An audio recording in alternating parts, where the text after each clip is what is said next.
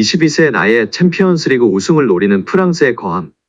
빅클럽 파리 생제르맹에 입성한 이강인 선수입니다. 실세 때부터 천부적 재능을 온 국민에게 알렸고 발렌시아라는 유소년 아카데미 최고 구단에서의 1군 데뷔에 이어 스페인 라리가에서 자신의 가치를 증명하며 22세 나이에 파리 생제르맹이라는 거함에 당당히 입성한 이강인 선수입니다. 이강인은 지난해 여름 마요르카에서 PSG로 큰 기대를 받으며 이적했습니다. 마요르카와 달리 슈퍼스타가 즐비한 PSG에서 주전 경쟁이 쉽지 않을 거라는 우려도 있었습니다. 하지만 이강인은 루이스 엔리케 감독의 신뢰 속에 꾸준히 경기에 출전했습니다. 시즌 초부터 측면 공격수, 중앙 미드필더, 측면 미드필더 등 공격진에서 다양한 포지션을 소화하며 제 역할을 해냈습니다. 항저우 아시안게임, 아시아축구연맹 카타르 아시안컵 등 여러 국제대회 출전으로 자리를 많이 비웠지만 입지는 흔들리지 않았습니다. 이강인을 향한 엔리케 감독의 믿음은 굳건했습니다. 리그 중반에 들어선 지난해 12월 이강인을 향해 폭풍 칭찬을 쏟은 바 있습니다. 유럽 현지에서 이강인에 대한 평가가 엇갈리고 있다.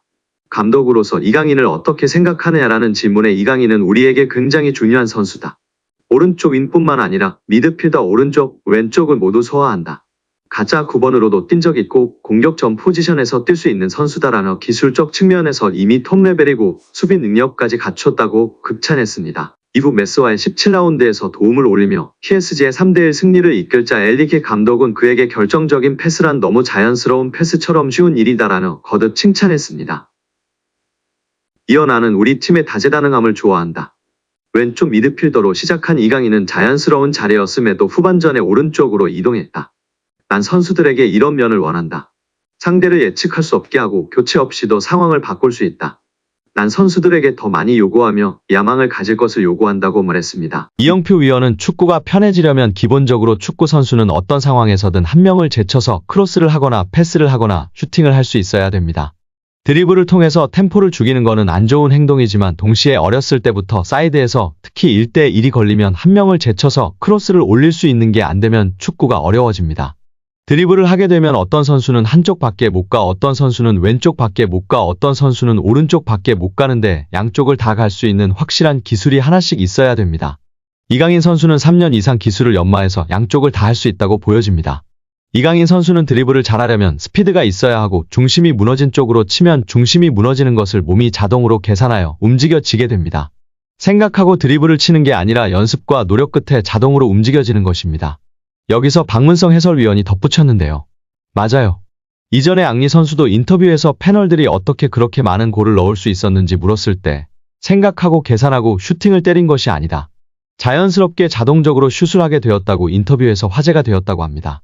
뿐만 아니라 그라운드의 풍우나 천재 소리를 듣던 이천수 선수도 본인이 어떤 드리블을 했었는지 개인기를 했었는지 모른다며 자동적으로 몸이 움직여졌고 나중에 분석하면서 경기를 봤을 때 내가 저렇게 했구나 알 수 있었다고 발언했습니다. 이처럼 세계적인 레벨의 선수들은 계산하고 움직이는 것이 아니라 자동적으로 움직여지는 것 같고 이강인 선수도 보면 계산적인 움직임이 아니라 훈련과 노력으로 자연스럽게 자동적으로 몸이 반응하는 선수인 것 같다고 발언하며 팬들의 공감과 지지를 받았습니다. 이어 이영표 위원은 이강인 선수가 재능은 기본적으로 있었겠지만 훈련과 노력이 없이는 만들어질 수가 없습니다.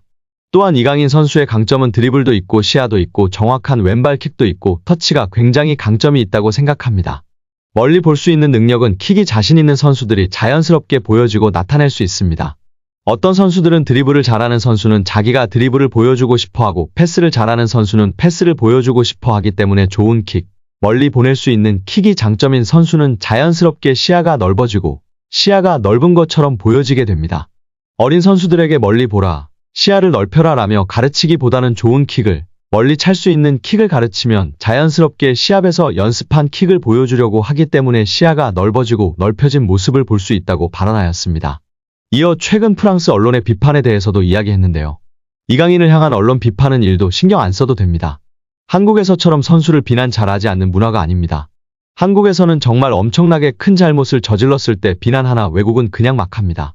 그들의 문화이고 경쟁이라 신경 쓸 필요가 전혀 없습니다. 유럽에서도 크게 신경 쓰지 않는 편입니다.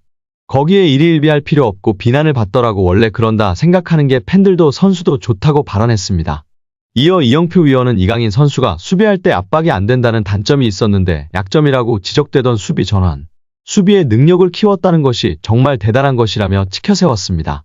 이는 특히 선수의 태도의 문제이기 때문에 이런 것들을 지적을 받으면 자기가 수비력을 키우는 게 아니라 나도 수비를 열심히 하는 척해야지 라는 선수가 있는데 이강인 선수는 진짜 수비를 하는 것이라며 극찬하였습니다. 특히 이런 태도를 갖고 있는 선수는 길게 선수 생활을 하고 겸손하기 때문에 대성하는 경우가 많다고 발언했습니다.